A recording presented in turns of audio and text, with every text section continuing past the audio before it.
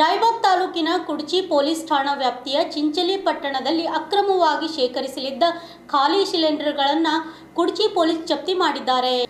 ಚಿಂಚಲಿ ಪಟ್ಟಣದ ನಾಮದೇವಪುಳ ಎಂಬುವರ ಗಣಿಕೋಡಿ ತೋಟದಲ್ಲಿ ತಮ್ಮ ಶೆಡ್ ಒಂದರಲ್ಲಿ ಅಕ್ರಮವಾಗಿ ಸಂಗ್ರಹಣೆ ಮಾಡಲಾಗಿದ್ದ ಖಾಲಿ ಸಿಲಿಂಡರ್ಗಳನ್ನು ಪತ್ತೆ ಹಚ್ಚಿ ತಕ್ಷಣವೇ 26 ಗೃಹ ಉಪಯೋಗಿ ಹಾಗೂ 3 ವಾಣಿಜ್ಯ ಉಪಯೋಗಿ ಸೇರಿದಂತೆ 29 ಖಾಲಿ ಸಿಲಿಂಡರ್ಗಳನ್ನು ಕುಡ್ಚಿ ಪೊಲೀಸರು ಆಹಾರ ಇಲಾಖೆಯೊಂದಿಗೆ ಜಪ್ತಿ ಮಾಡಿ ಸುರಕ್ಷಿತ ಸ್ಥಳದಲ್ಲಿ ಇರಿಸಿದ್ದಾರೆ.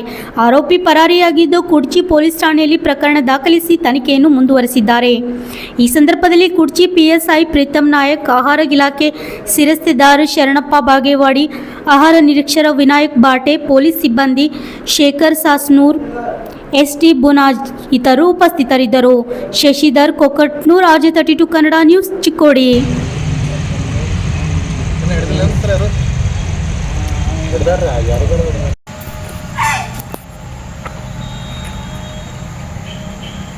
ನಿಮ್ಮ ಸಾವುಕಾರ 4 ಸಲ ಫೋನ್ ಸಿದೆ ಅಲ್ಲಿ ಹೋದ ಆಫೀಸ್ಗೆ ಅಲ್ಲಿ ಖಾಲಿ ಅಲ್ಲಿ ಬರ್ತಾ ಹಿಂಗೆ ಎತ್ತಿರೋ ಯಾರು ಸಮಸ್ಯೆ ಐತೆ ಸರ್. ಎಲ್ಲರೂ ಬಂದು ಎಲ್ಲರೂ ಯಾರು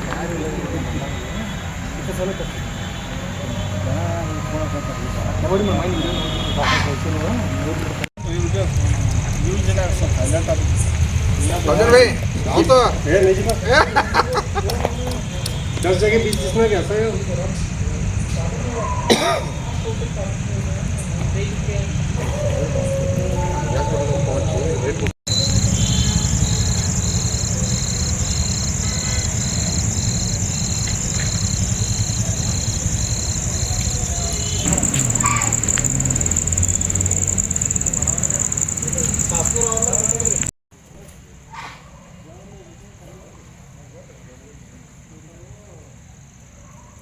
Yes.